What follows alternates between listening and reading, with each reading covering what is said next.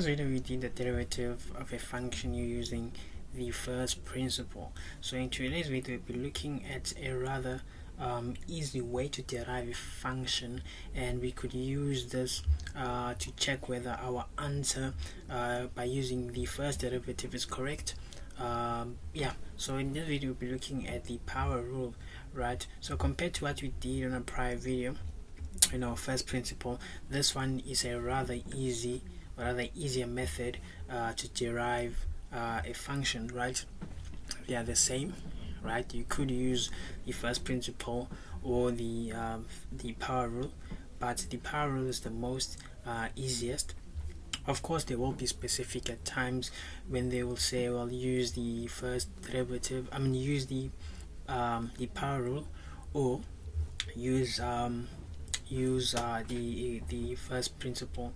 But at the point where they are not specific about which method to use, I will always recommend to use the power rule, right? So the power rule is the most easiest. Well, so I won't go deep into the history and how the equation is derived, but I'm just going to give you the equation, because most of people, they do not care where the function, or rather the equation, comes from, but rather how to do the questions. The questions.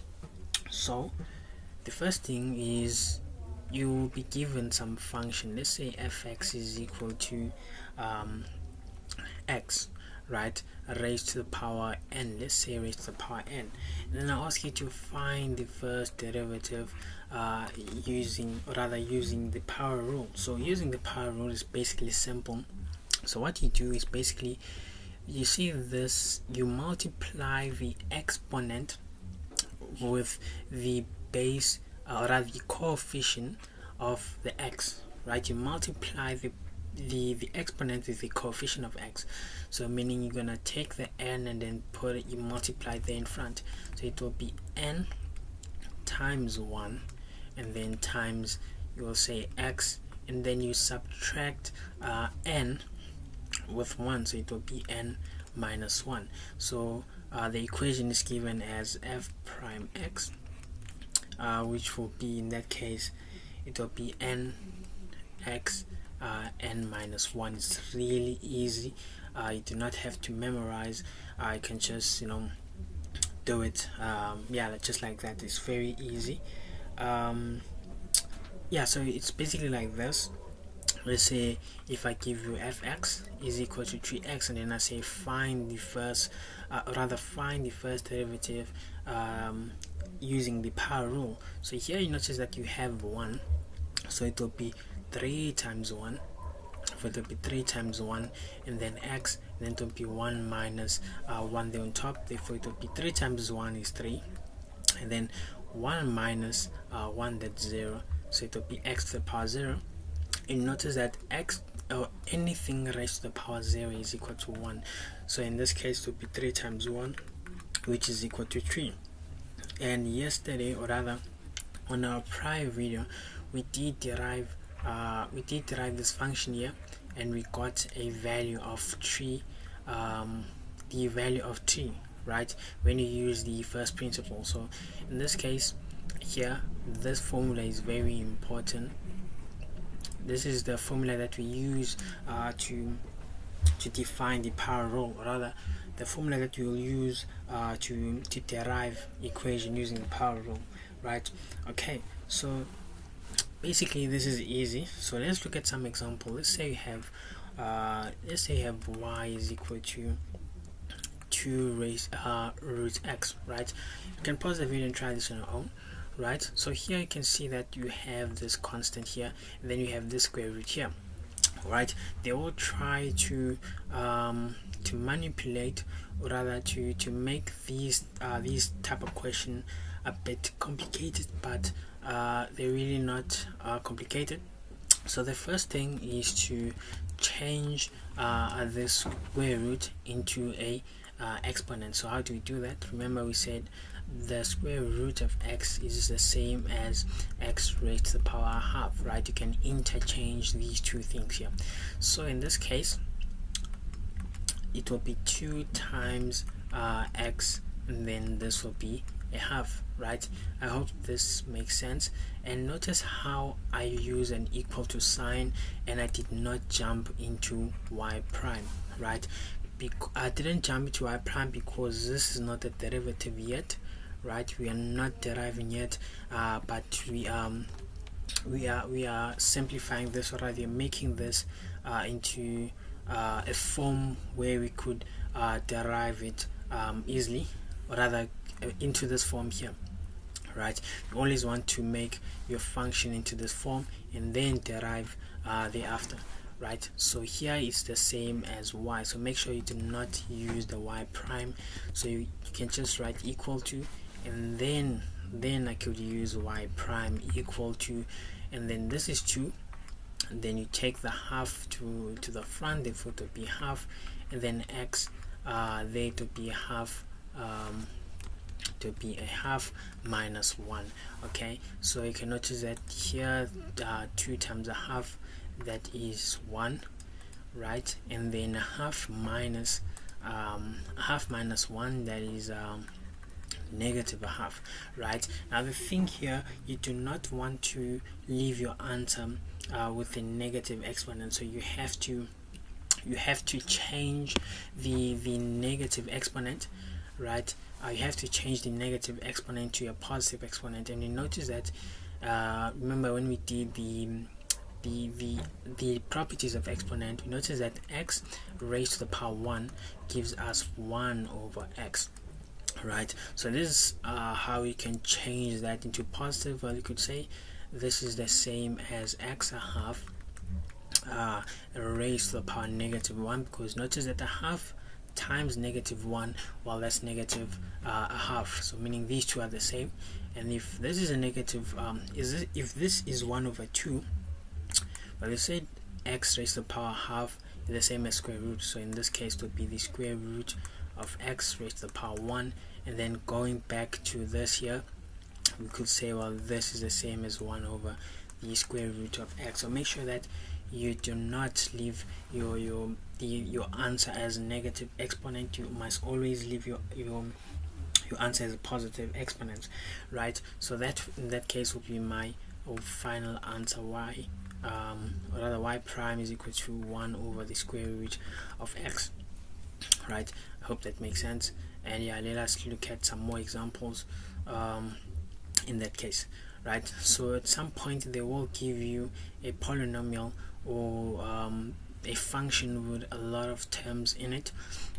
It's just the same steps, you will do them individually, right? Let us see some example looking at that, right? Let's say we have y is equal to 5x squared plus 3x minus 1 over 2x, right? So go ahead and try this on your own. Right, here again you're gonna look at this individually, right? You're gonna derive this, you're gonna derive that, you're gonna derive that, right? Nothing complicated. So the first thing is I'm gonna say, well, I can see that the x here is below, and what I want the x to be in front, like this here. Or rather, I do not want to deal with the fractions, right? So I have to change, or rather make x the negative negative exponent. So in this case it would be 5x squared plus 3x minus a half, and then you take x to the upside, hence it will be negative 1, right? It will be negative 1, right? It's still the same thing there, right? So remember, this is y. So now we can derive and say, well, this here will be 2 times 5, and then there on top it will be 2 minus 1 plus 3 times 1. Remember, here there's a 1, if it will be x 1 minus 1, then minus a half times negative 1. Remember, here there's a negative 1 here, so negative 1, then this will be x negative 1, and then, oh my bad, yeah. So and then now you can just multiply these two, that will give you 10 x 2 minus 1, that's 1, plus 3 times 1, that's 3x, 1 minus 1, that's 0, and then here a negative times a negative will give us a positive, and then half times 1, that's a half, and then here we have x negative 2. Now you want to change the negative exponent, so this one would be 10x plus so x to the power 0, that's 1, and then 3 times 1, that's 3, and this is plus a half. Remember that this one drops down and then it becomes a half x squared. I hope this makes sense. And yeah, let us look at another example. Let us look at more examples. Please guys, try this on your own, right? You can pause the video and try these on your own. Remember, I've been saying this for quite some time that the when it comes to calculus, I mean, this is the easiest topic. This is the easiest topic in grade 12. Yeah, and you could get good marks for calculus, right?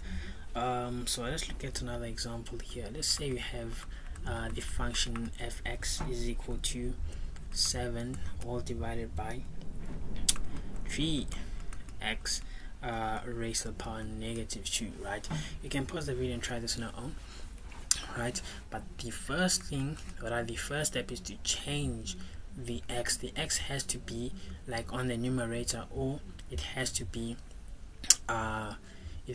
independent, right? It has to be alone. In that case, you do not want the x to be on the bottom, or rather to be in a fraction, right?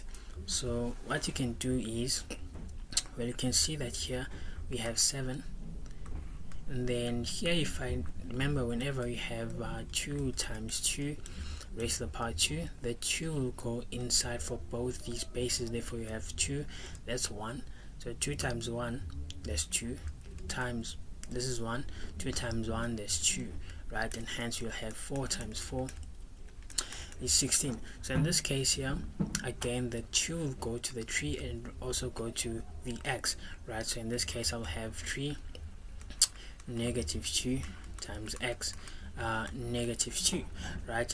So this is the same as 7 all divided by 3 negative 2 times 1 over x negative 2, right? And then you can just solve this one here. So this is basically the same as well, this is 7 all divided by 9 raised to the power 1. You can just put this on a calculator, put this part on a calculator, right? You can put that part on a calculator. Is basically 7 divided by 3 raised to the power negative 2, or that will give us 63, right? You can plug that in a calculator. That will give me 63. And then this one here, remember, I have to put my x on top, and by doing that, I'll multiply the exponent with negative 1, right? I'll multiply the exponent with negative 1, and hence I'll have 63x negative 2 times negative 1, that's 2, and then I can derive, then say f prime x, 63 times 2, that's 120 plus that's 120 plus wait, hold on, 120 plus 6, right? Because 60, that's 60 times 2 is 120, then 3 times 2, that's 6, and then 120 plus 6, that's 126. And then remember that you have to times the exponent with the base, or the coefficient of x. Therefore there it will be 2 minus 1, and hence my answer will be 126x raised to the power 1, because 2 minus 1 that is 2 minus 1, that is 1. Okay, so I hope this makes sense. And yeah, let's move on to another one. So I want to show you something real quick that I didn't mention, forgot to mention. Whenever you have a constant on your polynomial, or the function that we have, let's say we have 5x raised to the power 4 plus 4x and then minus 3, right? So you can see here that we do not have any x as a variable. So what does that mean? Well, this tells us, well, this is 3 times 1, and you notice that 3 times 1, it is the same as x raised to the power 0. So in this case I'm using x because my function is in the form, or rather is with respect to x, so hence why I'll be using x raised to the power 0 to represent the 1 there. So in this case it'll be f x is equal to 5x 4 plus 4x minus 3x raised to the power 0, right? So now I can derive, I can say f prime x is equal to, in this case I'll times that with the exponent, if it will be 4 times 5x, and then I subtract that with 1, therefore it will be 4 minus 1, then here this is a 1, so it will be 1 times 4x, and then 1 minus 1, and then minus 3. Here there's a 0, so it will be 3 times 0, and then x 0 minus 1. Okay, so in this case here it will be f prime x equal to 4 times 5, that's 20x, and then 4 minus 1, that's 3, and then plus 4 times 1, that's 4, 1 minus 1, that's 0, 1 minus 1, that's 0, and then minus 3 times 0, that is 0, right? So you have 0 x negative 1, right? Then if you simplify further, then we'll have 20x raised to the power 3 rather cube, and then plus 4, remember x raised to the power 0, that's 1, so this is 1 here, and hence 4 times 1, that is 1, 4 times 1, that's 4, and then minus, well, this is 0 here, so meaning 0 times anything will give us 0. So in this case it is 0 times x raised to the power 0, that will give us 0, and hence we have 20x cubed plus 4 as my or rather as my derivative, right? I hope that makes sense. And yeah, there's nothing difficult with the with this one here. It's basically the easiest rule there is on calculus, rather when dealing with the derivative. So whenever they're not specific on which method to use, make sure that you use the power rule and never use the or not use the first principle. But whenever you are practicing, make sure that you use both methods, so you will know how to use them both, because some on some question they might be specific, like here I might say, well, use the first principle to derive this equation, so you have to use the first principle to derive this equation. But again, what is nice about this is that whenever you use the power rule, right, whenever I use the power rule, it will be the same as using the first principle, but the power rule is easy, so meaning that I could check my answer whether it's correct or not when dealing with the first principle. So yeah, that's it for this video. I'll catch you on another one.